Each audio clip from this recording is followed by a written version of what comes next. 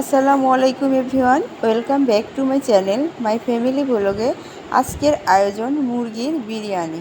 এই বিরিয়ানি তৈরির অনেক উপকরণ লাগে, কিন্তু আমি খুব অল্প উপকরণ দিয়ে এই মজাদার চিকেন বিরিয়ানি তৈরি করে দেখাবো। তার আগে আমার চ্যানেলটা সাবস্ক্রাইব করে অবশ্যই আমার পাশে থাকবেন, আর প্রত্যেকটা রেসিপি আপনার কাছে পৌঁছে যাবে। কথা না বাড়িয়ে চলুন শুরু করা যায়। আমি এখানে 1 কেজি পরিমাণে মাংস নিয়েছি, আর মাংসটা সুন্দর করে ধুয়ে নিয়েছি। আর এখানে আমি 1 কেজি পোলাওয়ের চাউল নিয়েছি, চালটা সুন্দর করে ধুয়ে পানি ঝরিয়ে নিয়েছি। আর এখানে আমি পেঁয়াজ কুচি কেটে নিয়েছি 1 পিস পরিমাণ, আর কাঁচামরিচ এখানে, আর হলো টমেটো আমি কুচি করে কেটে রেখেছি। এই টমেটো দিয়ে আমি রান্না করব। এখন আমি কেটে রাখা পেঁয়াজ কুচিগুলো এর ভিতরে ঢেলে দেব। এখন আমি এই পেঁয়াজ কুচিটা একদম লাল করে ভেজে ফেলব।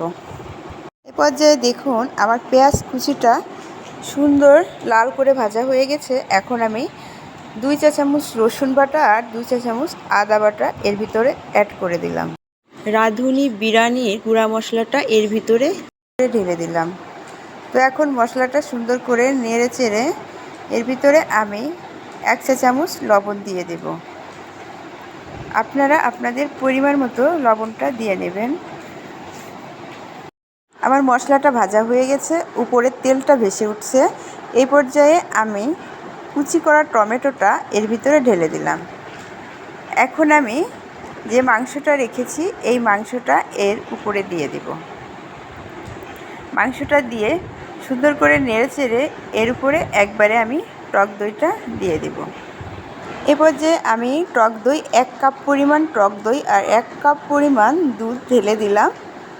তো এখন এটা নেড়ে চেড়ে আমি সুন্দর করে ঢেকে দিব। এর ভিতরে আর কোনো পানি দিব না, আর পানি দেওয়ার কোনো প্রয়োজন নাই। আমার টমেটো আর টক দইয়ে যে পানি আছে এটাতেই আমার মাংসটা হয়ে যাবে। তো আমি এখন ঢেকে দিব মাংসটা।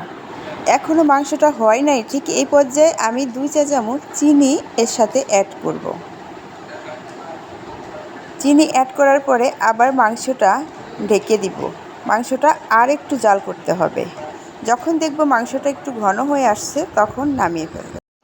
ঠিক এ পর্যায়ে দেখুন এখন মাংসটা হয়ে গেছে, ঝোলটা একদম ঘন হয়ে আসছে।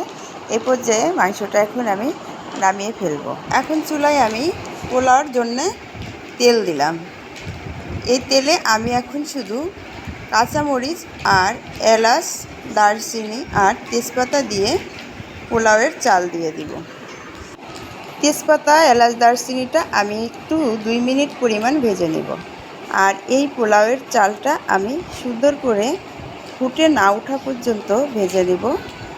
1 কেজি চালে আমি 2 চা চামচ পরিমাণ লবণ দিয়ে দিলাম। আপনারা আপনাদের পরিমাণ মতো লবণটা দিয়ে নেবেন। আর এই পর্যায়ে দেখুন আমার চালটা প্রায় ভাজা হয়ে গেছে, চালটা ফুটে উঠছে, আর দেখুন চালগুলো সাদা সাদা হয়ে গেছে। এখন আমি এর ভিতরে পরিমাণ মতো পানিটা দিয়ে দিই। 3 পট চালে 6 পট পানি দিয়ে দিলাম। পানিটা গরম করে রেখেছিলাম ফুটিয়ে, সেই পানিটা আমি এর ভিতরে দিই। এই পর্যায়ে পোলাওটা একটু উল্টিয়ে আমি নিচ উপর করে আমি আবার ঢেকে দেব হালকা জালে।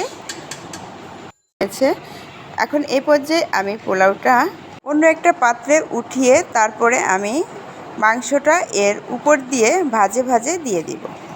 দেখুন পোলাওগুলো আমি অন্য একটি পাত্রে সবগুলো পোলাও উঠিয়ে ফেলছি, আর অল্পগুলো পোলাও নিচেই রাখবো।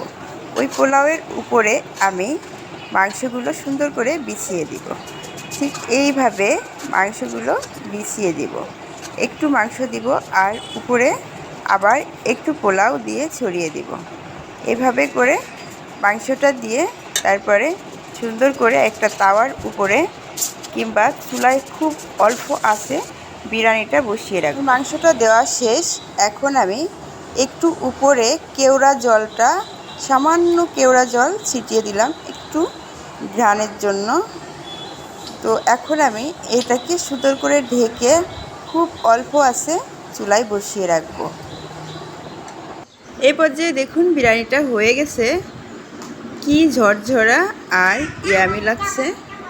এই যে দেখুন বিরিয়ানিটা কি ঝরঝরা হয়েছে। আমার এই চিকেন বিরিয়ানিটা যদি আপনাদের কাছে এতটুকু ভালো লেগে থাকে তাহলে অবশ্যই আমার চ্যানেলটা সাবস্ক্রাইব করবেন, আর যদি ভালো লাগে তাহলে লাইক দিবেন আর কমেন্ট করে জানিয়ে দিন প্লিজ কেমন হয়েছে। আল্লাহ হাফেজ, আসসালামু আলাইকুম, সবাই ভালো থাকবেন।